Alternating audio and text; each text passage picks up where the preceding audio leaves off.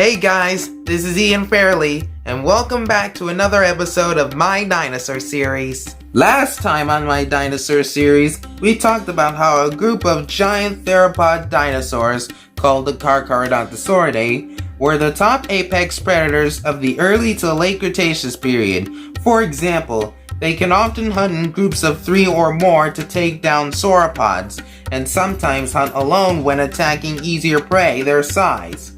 Their head and body sizes are slightly bigger than T-Rex, and one of the Oviraptoridae, known as Acrocanthosaurus, had a sail on its back, similar to but smaller than Spinosaurus, for controlling heat temperature, just like with modern-day mammals. Not to mention, these species also had a smell as keen as a bear's. Now that we recapped everything about those guys, it's time to talk about the more feathery species of theropod dinosaurs that are also bird-like, known as the Oviraptoridae family.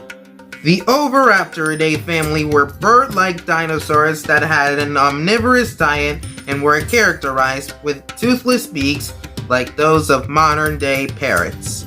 Most of them also had head crests like those of modern-day cassowaries. While some of these species were commonly known to live in Asia, one other could have lived in Canada of North America. Similar to modern-day birds, the Oviraptorosaurs came in different colors, shapes, and sizes. Some of them were the hugest, and some of them were the smallest. And some of them were known to sprint as fast as an Australian emu or an African ostrich. Most of them were even especially as colorful as a peacock. The species of Oviraptorosaurus we will talk about for this episode are named Oviraptor, Gigantoraptor, and Chirostenotes. Let's begin with the Oviraptor first.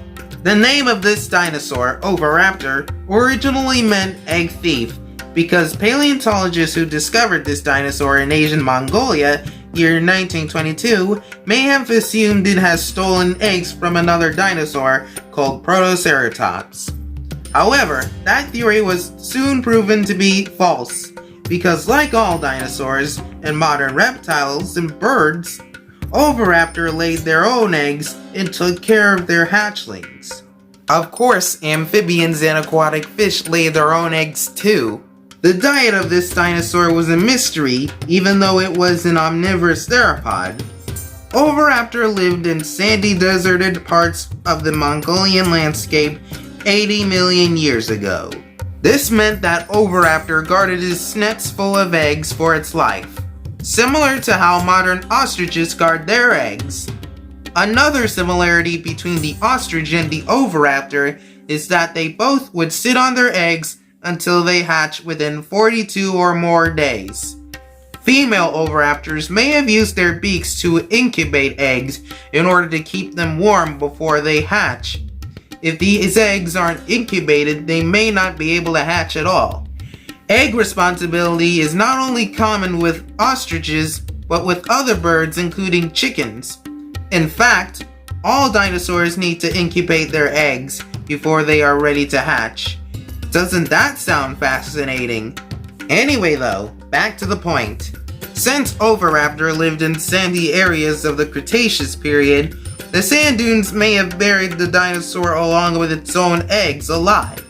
So when paleontologists first discovered the fossil, man did they have a slight misunderstanding at the beginning. The size of the Oviraptor was estimated to be about 7 feet long and 2 feet tall, the size of a bicycle maybe. The crest on its head was probably used for species recognition. If Oviraptor and others of its species did wear feathers, then their designs would probably be based off of present-day birds such as cassowaries, ostriches, emus, and others of the rat-type family. Oviraptor and other species its size might have been as fast as an ostrich, clocked at about the speed of 43 miles per hour, probably fast enough to avoid large predators or small predators.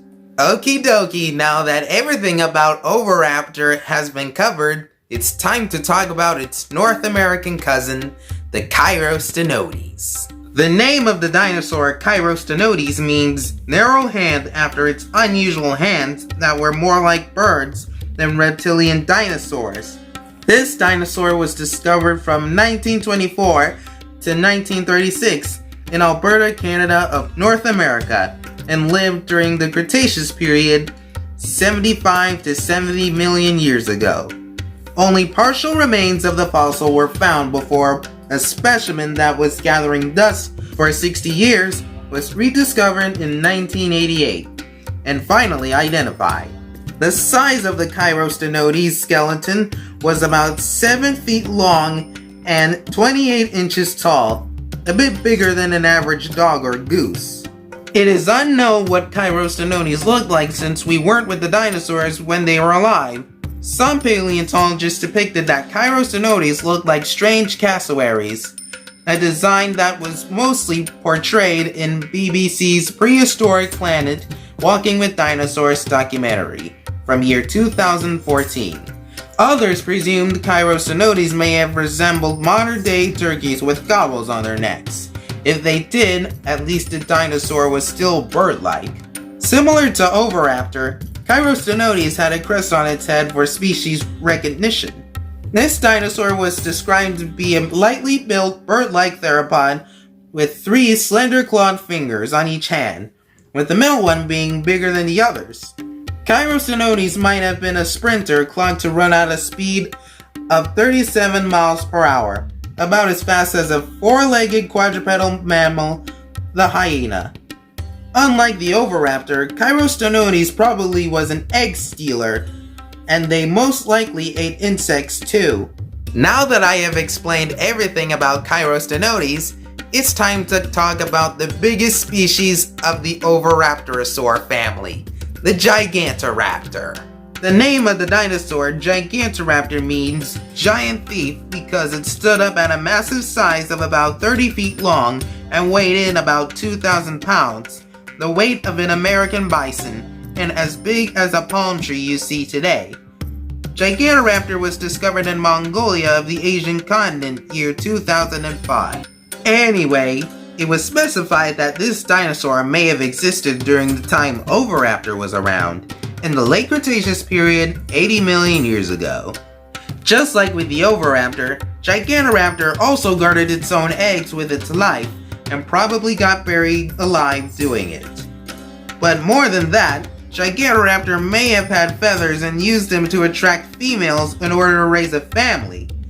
Most paleontologists believe that Gigantoraptor's feathers may have been as colorful as a rainbow, and had a strange puffy neck appendage similar to those of modern frigate birds if they were males, but we might never know. Gigantoraptor might have been a carnivore as well as an omnivore, according to some documentaries, suggesting that it ate smaller dinos and other critters for food. However, this dinosaur could still be preyed on by most hungry dinosaurs. If Gigantoraptor is facing predators almost as big as them, it would probably use its own sheer size to scare them off, especially when it comes to egg guarding. Ostriches might have done the same, considering that it was one of the largest land birds of its kind, standing up to about 9 feet tall, slightly bigger than a standing grizzly bear. Every dinosaur must defend their eggs in order for them to survive. Lots of egg stealers can be on the loose at either day or night. And that concludes all the facts for this episode. If you liked this video, my friends, please leave a like in the comment section and subscribe to this channel. Next time on my dinosaur series, we will talk about other dinosaurs that were not only as fast as ostriches, but also looked like them. They are called the ornithomimosaurs. This is Ian Fairley, and thank you for listening.